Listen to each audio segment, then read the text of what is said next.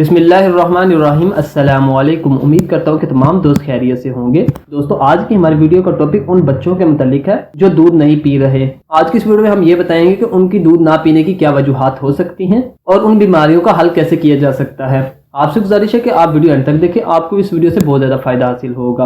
आपने कभी गौर किया होगा कि आपका बच्चा भूखा होने के बावजूद दूध नहीं पी रहा, दूध की बोतल मुंह से निकाल कर रोना शुरू कर देता है। इस सूरत में जरूरत है कि आप बच्चे का मुंह खोलकर देखें कि इसकी जुबान या मुंह के अंदर सफेद दाने या फंगस तो नहीं। दोस्तों, मुंह का फंगस होता क्या है? ये छाले या दाने एक किस्म के फंगस की वजह से होते हैं। ये सफेद फंगस वैसे तो बालिग अफराद में भी हो जाता है, लेकिन नौमौलूद बच्चों के मुंह और जुबान में इसका होना आम बात है। इसके अलावा ये फंगस ऐसे अफराद को हो जाता है जिनका मुदाफती निजाम कमजोर होता है। ये फंगस इलाज से फौरी ठीक हो जाता है, मगर कमजोर अफराद वक्त पर इलाज ना करवाएं तो ये जिस्म के बाकी हिस्सों में फैलने का अंदेशा होता है। दोस्तों, इसकी चंद अलामात है जिनके बारे में आपको बता देता हूँ। मुंह से बदबू आना शुरू हो जाती है, बच्चे का भूख के बावजूद दूध ना पीना, जुबान, गले, मसूड़े और होंठों पर सफेद या पीले दाने नमूदार हो जाना, दांतों पर खरोच आने से हल्का सा खून का बहना, सोजन और मुंह में जलन का होना, मुंह में कच्चे पसीने का एहसास होना, मुंह के किनारों का खुश्क होकर फटना, खाना निगलने में दुश्वारी होना, बद जायका या किसी जायके का महसूस ना होना। दोस्तों, ये थी चंद अलामात। अब हम आपको ये बताएंगे कि मुंह का फंगस होता कैसे है।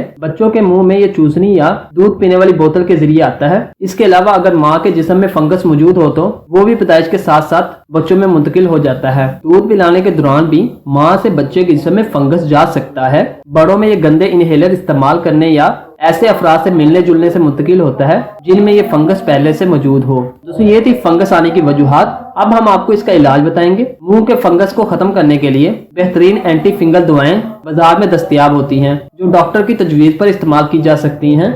इन दवाओं को आमतौर पर डॉक्टर खाने के दौरान या मुंह में चारों तरफ लगाने का मशवरा देते हैं ताकि दवा का अच्छा असर हो। इसके अलावा इसका एक बेहतरीन नुस्खा ये है कि छोटी इलायची 10 ग्राम, तबाशीर 10 ग्राम, इन दोनों चीजों को बराबर मिकदार में पाउडर करके ये एक चुटकी बच्चे के मुंह में अच्छी तरह लगा दें। इंशाल्लाह बच्चे का फंगस खत्म हो जाएगा। उम्मीद करता हूँ कि आपको हमारी वीडियो पसंद आई होगी। अल्लाह हाफिज, मिलते हैं एक नई वीडियो में।